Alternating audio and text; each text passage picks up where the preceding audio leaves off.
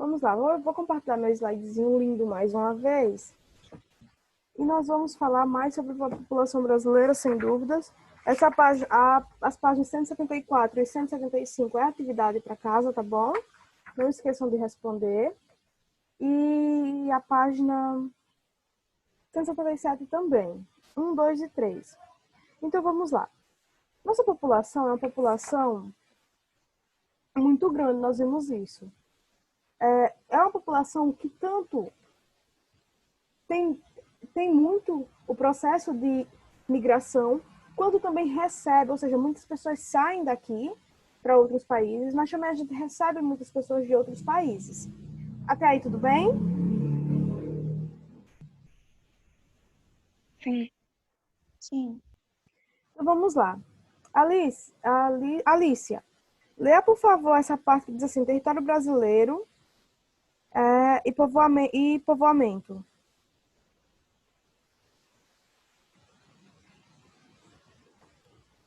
Professora, o slide para mim não tá não aparecendo. Para Alicia? É. Está aparecendo para alguém, mas é no livro, tá, Alicia? 175 a página. Para fazer a leitura.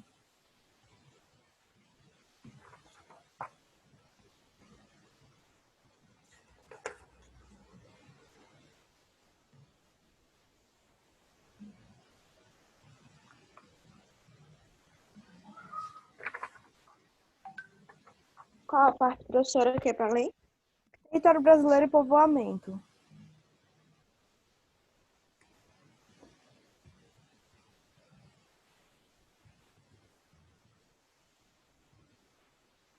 Cento e 175, não é isso? Isso.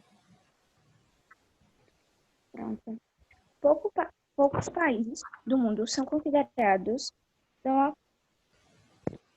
tão acolhedores como o Brasil. Ao longo dos séculos, uma diversidade enorme de povos de todo o planeta. Para cá, convergiu em busca do seu destino, a maioria deles por vontade própria. Outros, como os africanos, aqui introduzidos como mão de obra escrava. É para continuar? Isso. Continue. Nestes países continentes europeus, asiáticos e africanos, juntaram-se aos indígenas para criar essa sociedade caracterizada pela miscigenação. Entre os grupos de imigrantes que aportaram de forma espontânea, destacaram-se os portugueses, italianos, espanhóis, alemães e japoneses, além de sírios, libaneses, poloneses, russos, ucrânios, holandeses e até chineses e coreanos. Esses imigrantes contribuíram de três formas para a construção do espaço e da população brasileira.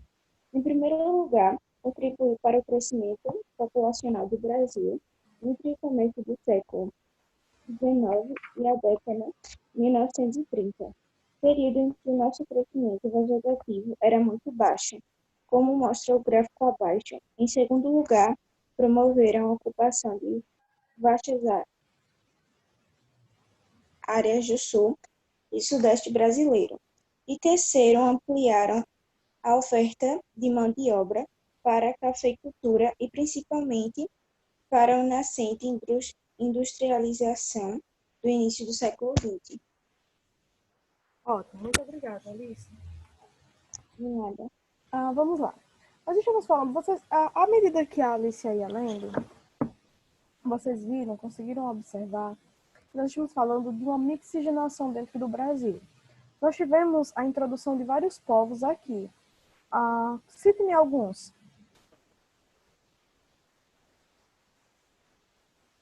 Português, italianos, espanhóis, Isso.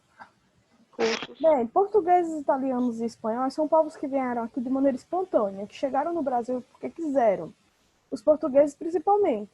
Mas já tivemos a introdução de outros povos forçadamente, como os escravos.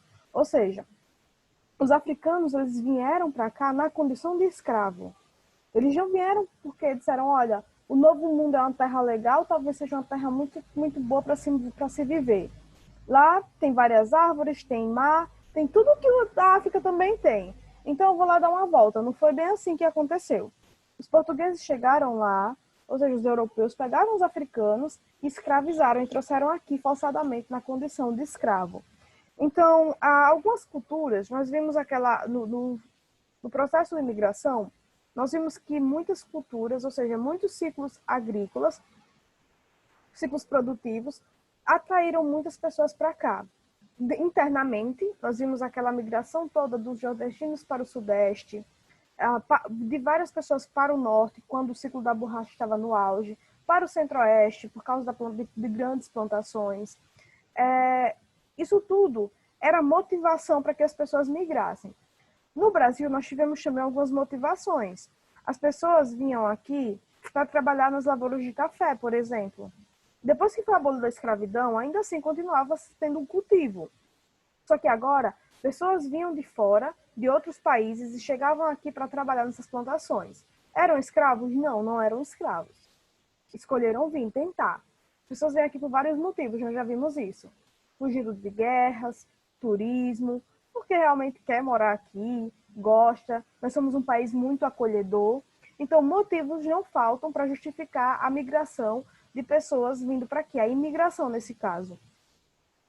Só que isso resulta em uma população mixigenada e isso se reflete na paisagem. Por exemplo, se você vai lá no sul, a paisagem, as casas, as construções, a organização das cidades é igual às cidades aqui do Nordeste?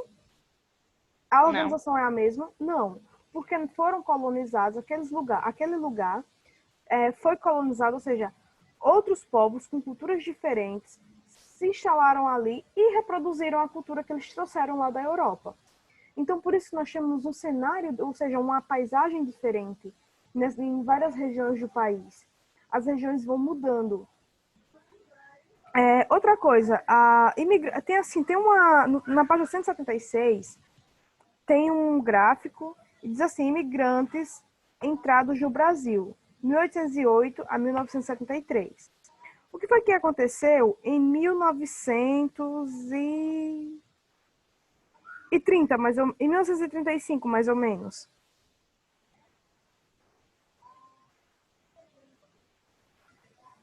As leis de cotas de imigração? Isso, as leis de cotas de imigração. Então, vejam, a cada decréscimo, ou seja, a cada baixa que eu tenho nesse gráfico, eu tenho um motivo, não é? Ou até alta. Eu tenho, por exemplo, a abolição da escravidão. A partir do momento que foi abolida a escravidão, eu tive uma vinda de pessoas aqui para trabalhar na lavoura, pessoas que eram livres e que escolheram isso. Aí na Primeira Guerra Mundial eu tenho o quê? Mais ou menos 1920. Durante esse período da guerra.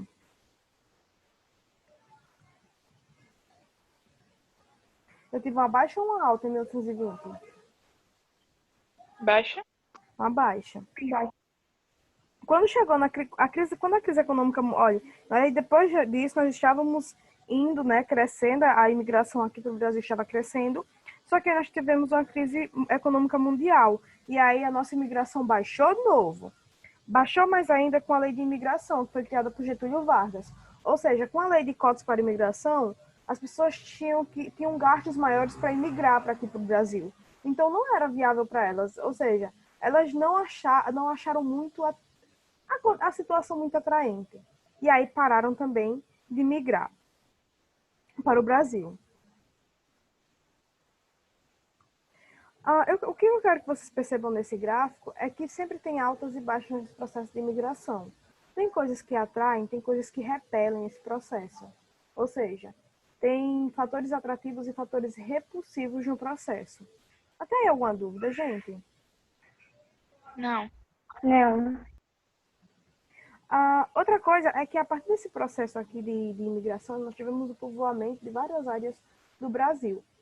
Embora nós somos um país populoso ou povoado? Populoso. Um país populoso, mas não povoado. Então, muitos dos incentivos como, por exemplo, a criação da Zona Franca de Manaus, foi um incentivo para povoar o nosso país. A extensão territorial do Brasil é enorme, é muito grande. Então, administrar esse grande território, precisou-se ter algumas estratégias para administrar e para povoar também.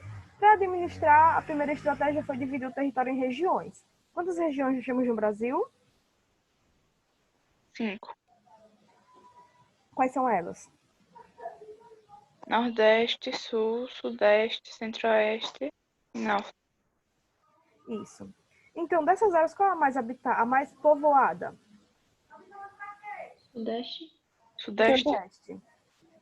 Centro-Oeste. Então, olha, as regiões mais habitadas que eu tenho, a região mais habitada que eu tenho aqui é o Sudeste. Eu tenho muitas pessoas por quilômetro quadrado e eu tenho regiões que não têm uma habitação tão forte, tão intensa como a região Norte. Então, criar a Zona Franca de Manaus ali foi um incentivo para a migração, para o povoamento. Em 1930, mais ou menos, foi na época do governo de Getúlio Vargas, antes, né, vocês viram que abaixo aqui a lei de cotas de imigração ocorreu em 1935. Antes disso, nós tínhamos uma alta na população com a chegada de imigrantes. O crescimento vegetativo era baixo, não se nascia tantos aqui. Então, os imigrantes começaram a chegar e a aumentar esse quadro, aumentar esse crescimento vegetativo. Tudo bem? Gente, vamos lá na página 178 agora. Alguma dúvida até aí? Não. Não? Tem certeza? Estou entendendo o mesmo conteúdo? Sim. Ótimo. Então, agora nós já analisamos essas pirâmides etárias. Eu vou dar uma passadinha de novo, né? Porque aqui tem uns termos como transição, bônus demográfico, que a gente ainda não falou. Nós já abordamos isso. Mas sobre essa questão da longevidade, nós já passamos por isso. Então, vejam, a pirâmide etária, para quem faltou as aulas sobre pirâmide etária, eu vou dizer para vocês.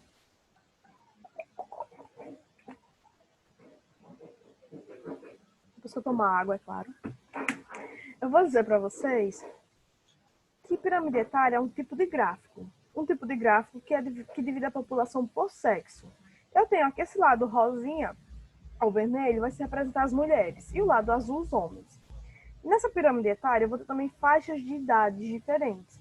Eu vou ter a base da minha pirâmide com os jovens, o meio, ou seja, o corpo da minha pirâmide com os adultos, que representa os adultos, e o topo que representa os idosos. Então, a minha pirâmide ela pode mudar constantemente. Eu tenho pirâmides diferentes de acordo com a situação de cada país. Ou seja, com o IDH de cada país, o índice de mortalidade, o índice de natalidade, o índice de pessoas idosas que tem. Ou seja, eu tenho que levar em consideração a longevidade que aquele país tem, o que os idosos de aquele país têm. Então, tudo isso é representado nessa pirâmide etária. Então, veja, em 1970, o que era que eu tinha?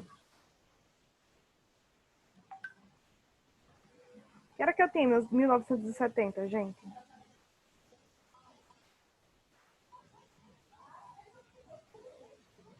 Eu tinha muitos idosos.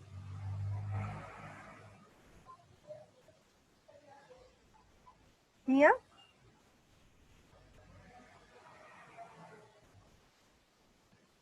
Tinha poucos. Tinha poucos idosos. Então, veja, eu tinha uma base da pirâmide bem larga, ou seja, eu tinha muitas crianças nascendo.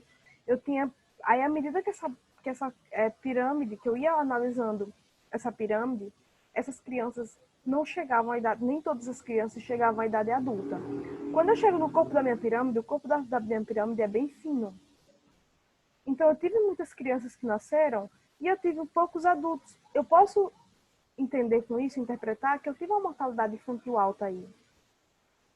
E que eu não tive também uma longevidade dessa população. Os idosos já viviam muito. Olha a quantidade de idosos que chegavam lá no topo da pirâmide.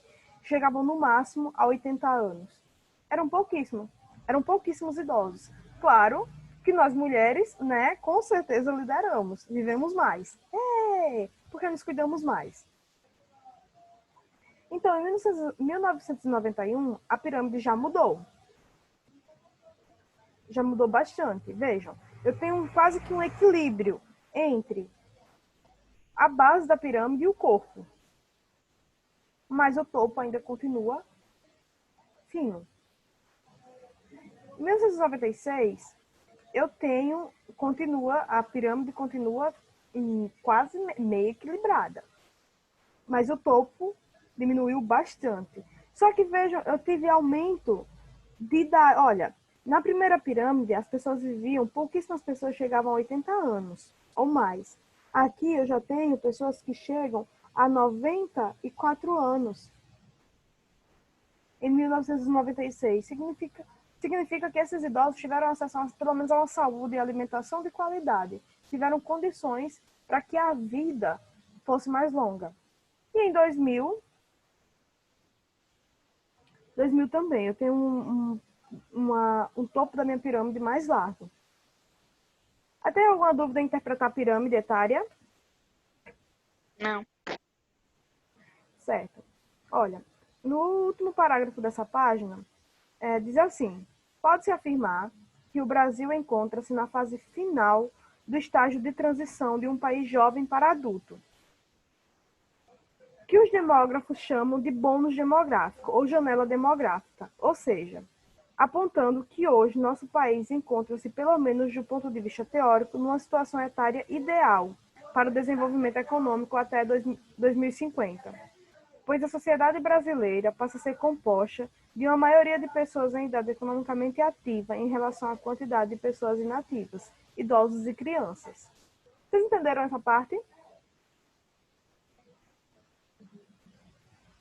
Sim. Entenderam? Então, se entenderam o que é que significa tudo isso que eu li?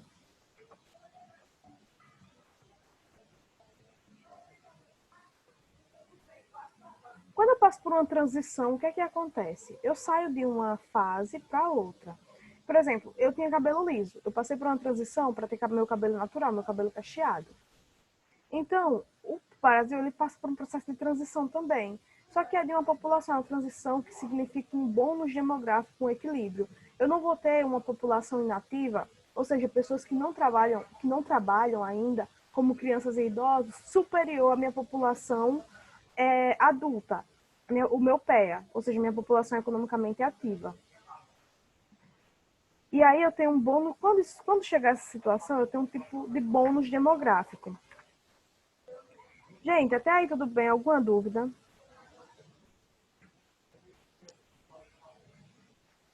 Próxima aula, nós vamos analisar páginas 180 e 181. Está quase acabando esse conteúdo para a gente ir para a urbanização brasileira, tá bom? Próxima semana a gente termina e começa o capítulo 8. Alguma dúvida? Não. Não, gente, bom fim de semana. É quarta-feira, minha última aula da semana com vocês. Vou passar um trabalhinho para vocês lá no grupo. Um pouquinho complicado, já que vocês vão ter muito tempo. E a gente se encontra terça-feira, tá bom? Tchau!